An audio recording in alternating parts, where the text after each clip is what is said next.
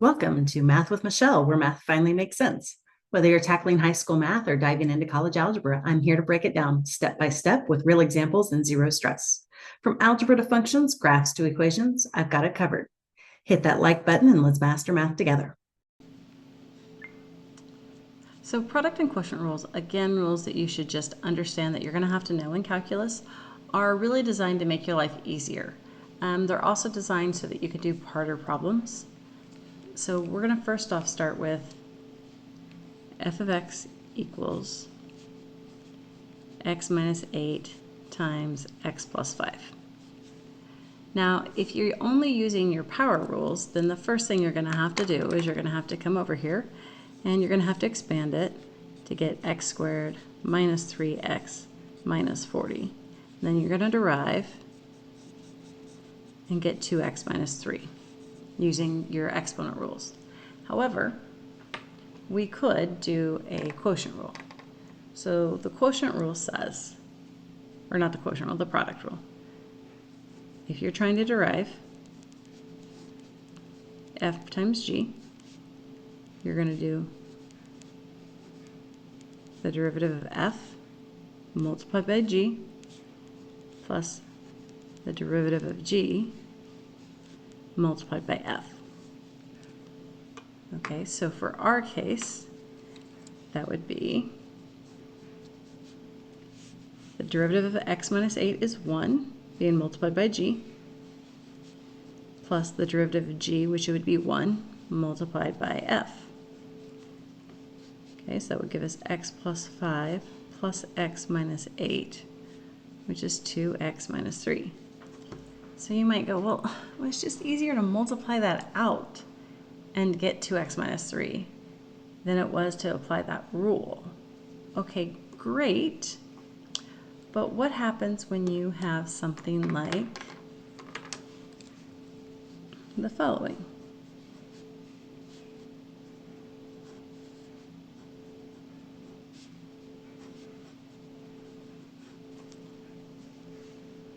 And I do want to point out that this is just a basic x. There's no coefficient, no anything. I'm really being careful about what I put inside my parentheses. Okay, so can we do this that way? Well, we can't multiply these together, so how are we supposed to be able to just multiply it out and then use our exponent rules?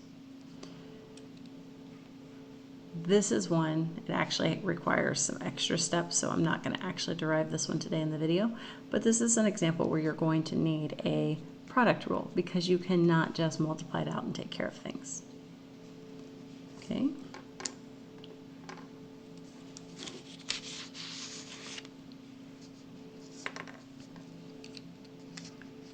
So what if I said f of x equals e to the x multiplied by 4x cubed plus 5. We're actually going to do this one. Just letting you know this one requires 2 rules. That's why we're not doing it just yet. We don't know the second one as of the number of videos that I've put out. You might go ahead and know it because of another video that you've watched, but I'm not going to do that one for now. So here, we can do our first derivative by doing, and I'm going to word this differently. My first multiplied by the derivative of the second plus the second derivative of the first. And if you watched a previous video, you know the derivative of e to the x is e to the x. Now we could distribute this out. There's a couple ways we can write the answer. We can either write it as 12e to the x squared plus 4e to the x cubed plus 5e to the x, or we can write it out e to the x 12x squared plus 4x cubed plus 5 and have that e to the x as a GCF. This way is not best formatted because it has a binomial inside the parenthesis and an e to the x, where over here is a monomial. There's this big plus sign separating the parentheses. Either put it in factored form or put it in expanded form. Try not to mix the two. Okay. fun things that they might do. F of x equals the square root of x. G of 4 equals 2, and the derivative of g at 4 is 3. Find f times g derived at 4. Whew. Okay. So this is, we'd have to do f first times derivative of the second plus the second multiplied by the derivative of the first. And remember that's at 4. So really we're saying f of 4 times the derivative of g at 4 plus g of 4 times the derivative of f of 4. Okay, so f of 4. 4 into there, the square root of 4 is 2. The derivative of g is 3 plus g of 4 is 2, but we don't know the derivative of f. Okay, side note, right? This is the same thing as x to the 1/2 power. So using our power rule, we'd have f prime 1/2 times x to the negative 1/2, which is 1 over 2 x to the 1/2, which is 1 over 2 square root of x. Now I can find the derivative of 4, because when I put 4 in here, the square root of 4 is 2. 2 times 2 is 4, so it's 1/4. Okay, so we're going to get 6.5.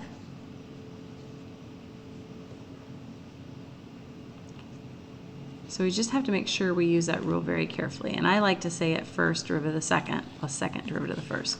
Does the order matter on a sum? No. You could technically do that in either order. You just have to do the original times the derivative and the original times the derivative, so one each way.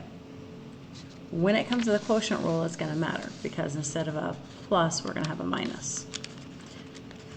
So I'm just going to go ahead and give you the rule, and then we're going to do an example. And again, most of your calculus things need to be memorized. Depending on where you go to your class, your professor might have different expectations, but especially this beginning stuff, you're just going to use it so often. So make sure you're getting your brain wrapped around it and you're doing enough practice that it becomes habit. So let's say we have f divided by g, and that's what we're going to be deriving.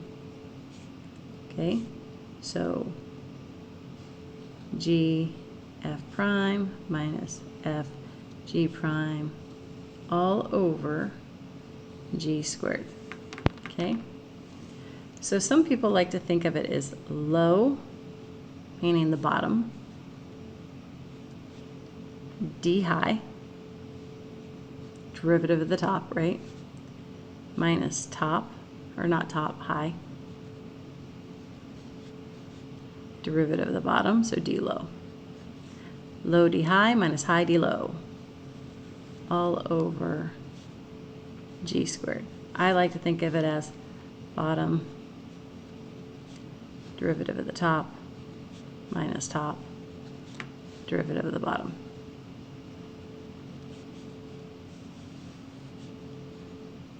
Okay, so you just have to remember that the order of subtracting is going to be important. So y equals x squared plus x minus 2 divided by x cubed plus 6. And we're going to derive that. So the derivative is going to equal the low multiplied by the derivative of the high, or the derivative of the numerator. So 2x plus 1 minus the high, derivative of the low, and the derivative of x cubed plus 6 is 3x squared. And that's going to be over the entire denominator squared. Okay, now in this case our numerator is neither in completely factored form or completely expanded form, so we do need to work with that and continue. Sometimes the hardest thing is knowing where you can stop. So we'd have 2x to the 4th plus x cubed plus 12x plus 6 minus 3x to the fourth minus 3x cubed plus 6x squared. And that would all be over x cubed plus 6 squared. And then we can combine like terms with this. Why did I write double prime? We did not derive a second time. And the final derivative is negative x to the fourth minus 2x cubed plus 6x squared plus 12x plus 6 with the common denominator of x to the third plus 6 quantity squared.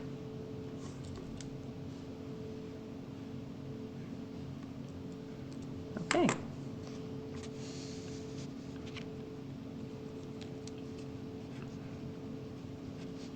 Find the equation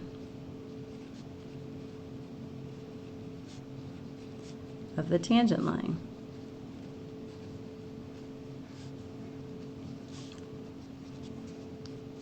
To the curve y equals e to the x divided by 1 plus x squared when x equals 1.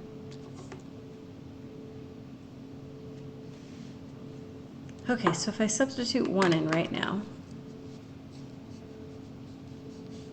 I'm going to get y equals e to the first over 1 plus 1 squared. So that would be 1/2 e, or e over 2.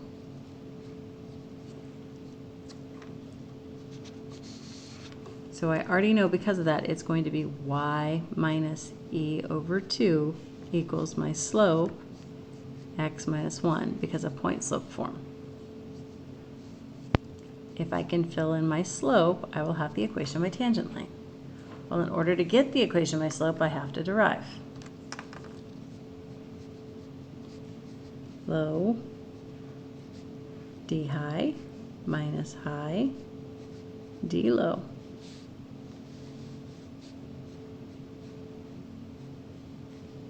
Now at this point in time, because they've given us an x value, instead of going ahead and struggling through, I'm just going to go ahead and pop that x value in.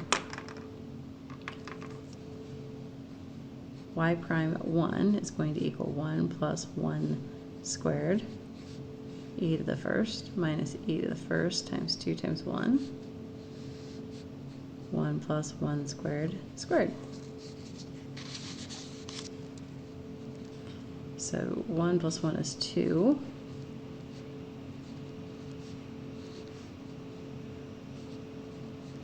Okay, 2e minus 2e is 0 though, right? So the slope of our tangent line is 0. Okay, so now that we know our slope is 0, we can substitute it. Anything times 0 is 0. So we have y minus e over 2 equals 0. So our tangent line is just y equals e over 2. So again, really using that product and quotient is really, really imperative. I'm just going to do a quick summary of all the rules that I've done so far in my videos. That way you know that if you've watched them out of order, why I may not have touched on something, that you're like, hey, what about this? Can't you have done that? And you're right, but as you gain skills, right? Okay, so these are just rules you should know.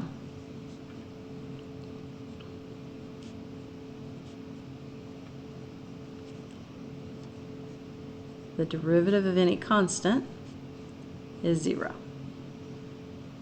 Okay, there we go. The derivative of any x to the n is going to equal n multiplied by x to the n minus 1.